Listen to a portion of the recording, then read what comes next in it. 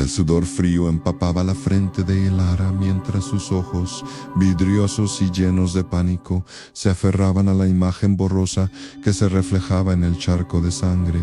No era la suya, no aún. Era la de aquel ser, la criatura que danzaba en la penumbra de su propia desesperación. Habían pasado días, o quizás siglos, desde que la oscuridad se había apoderado de su hogar, devorando cada rayo de esperanza, cada chispa de cordura. La casa, antes un santuario de risas y vida, era ahora una jaula de ecos agonizantes, un monumento al terror, un hedor dulzón a carne en putrefacción y azufre quemado impregnaba el aire, pegándose a su piel como un sudario. Cada crujido del suelo, cada suspiro del viento a través de las ventanas rotas era un escalpelo que rasgaba su ya frágil mente. La criatura, una amalgama retorcida de sombras y huesos con ojos que ardían como carbones del infierno, se había manifestado una noche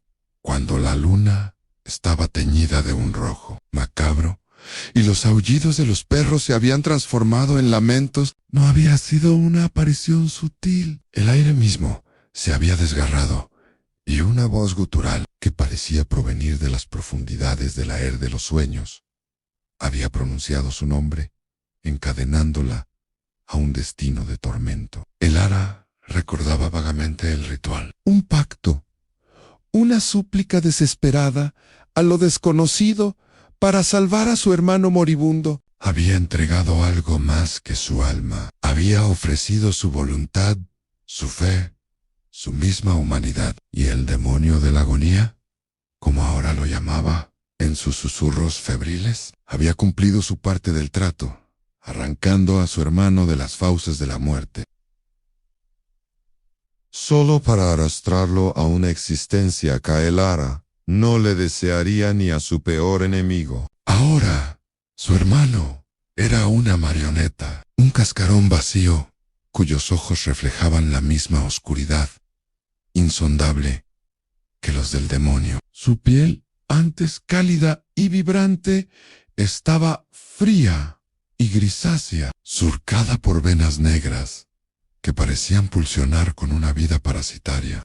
El demonio lo usaba, lo retorcía, lo hacía danzar al ritmo de sus caprichos sádicos, transformando el amor fraternal de Elara en un arma contra ella misma. Cada grito de dolor de su hermano era una nota en la sinfonía del sufrimiento que el demonio dirigía. Una burla cruel a su desesperación. Las paredes de la casa, una vez protectoras, ahora se encogían, resumando una especie de miasma invisible que alimentaba sus peores pesadillas. Los retratos familiares en los pasillos se distorsionaban, los rostros sonriendo con muecas grotescas. Sus ojos, siguiendo cada movimiento de Elara, las sombras cobraban vida, susurrando promesas de perdición, invitándola a unirse al abismo. Elara intentó escapar.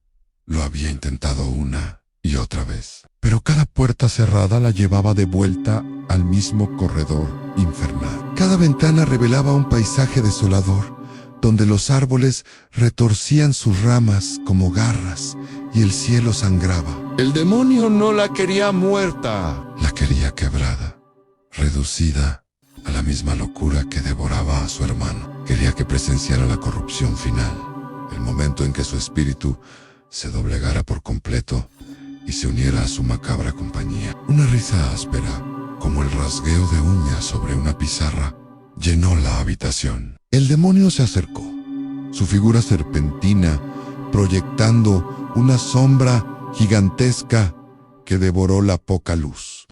Sus garras largas y afiladas como cuchillos ceremoniales acariciaron el aire cerca del rostro de Elara, no con la intención de lastimar, sino de saborear su miedo. El tiempo se agota, Elara. Siseó la voz que era una caricia de agonía. Tu hermano espera.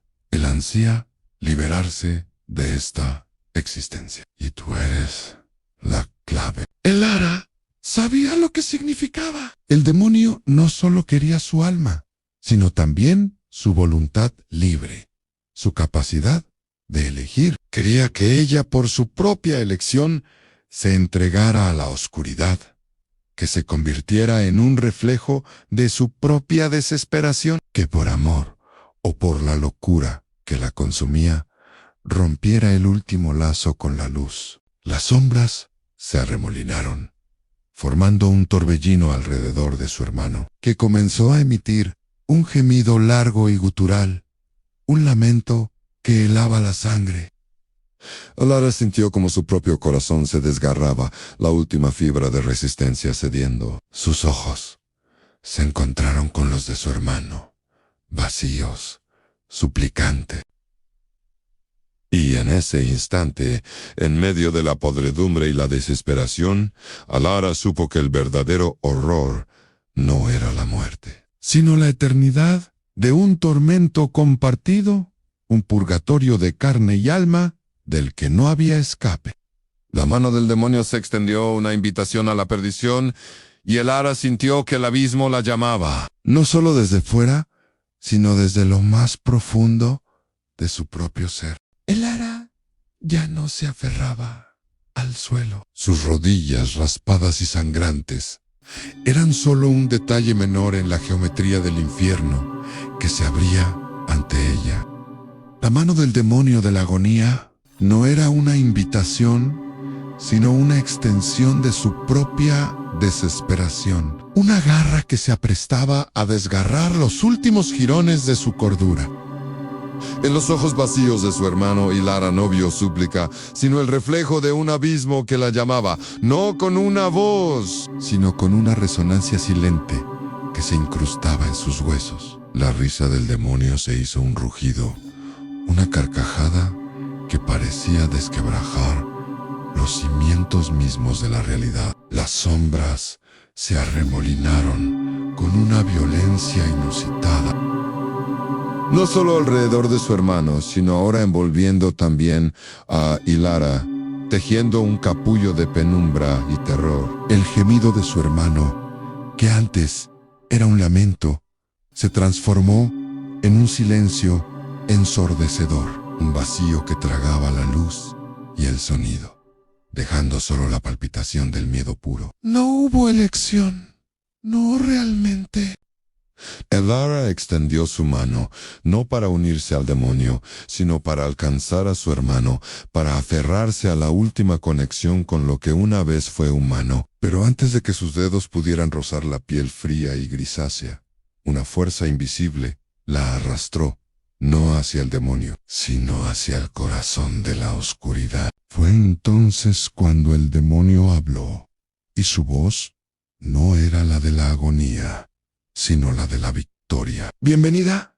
Alara siseó con una satisfacción cruel has elegido no la muerte, sino el eterno lamento, no la paz, sino la tortura compartida. Alara sintió como su propio ser se fragmentaba. No hubo dolor físico, sino una agonía espiritual que superaba cualquier sufrimiento terrenal. Su conciencia se estiró, se retorció y finalmente se rompió, convirtiéndose en 1000 ecos que resonaban en un vacío que no era ni la vida ni la muerte, sino un limbo de tormento constante.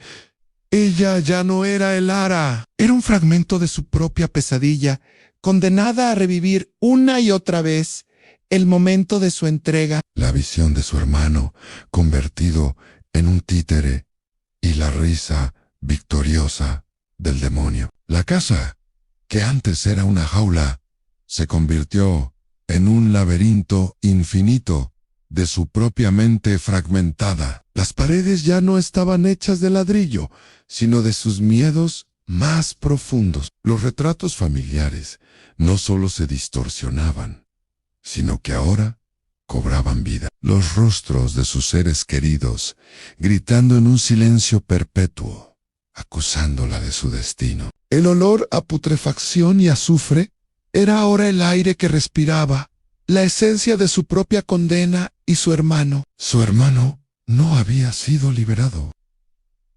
Alara lo veía, siempre a través de un velo de desesperación, un mero reflejo de sí misma, atrapado en el mismo ciclo.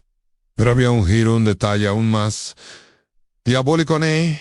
A veces, en los momentos más inesperados, Elara se encontraba dentro de su hermano, experimentando su sufrimiento como propio, sintiendo el hilo invisible del demonio que lo movía, la humillación de su existencia como una marioneta. El demonio había forzado una unión, no de almas, sino de condenas. Eran dos cuerpos, pero una sola agonía. La luna roja se había vuelto una constante en el firmamento de su tormento, una herida abierta en el cielo que nunca sanaba. Los aullidos de los perros se habían transformado en el lamento incesante de las almas perdidas, un coro espectral que marcaba el paso de una eternidad sin fin. Elara intentaba gritar, intentaba romper el ciclo, pero su voz era solo un eco en el vasto vacío. Un susurro ahogado por el silencio cósmico de su condena. El demonio de la agonía no necesitaba manifestarse físicamente. Su presencia era el mismo aire que respiraban, la misma desesperación que los corroía. Había logrado lo que querían dos almas atrapadas en un purgatorio sin salida. Una coreografía macabra de dolor y arrepentimiento, una obra maestra de la crueldad que se repetía sin cesar. ¿Y Elara, o lo que quedaba de ella, sabía que este era solo el principio? Había caído en el verdadero infierno, uno donde la esperanza era la única moneda sin valor, y donde la eternidad era el verdugo. Su hermano y ella, condenados a ser el eco del vacío, la sinfonía de un tormento que resonaría hasta el fin de los tiempos.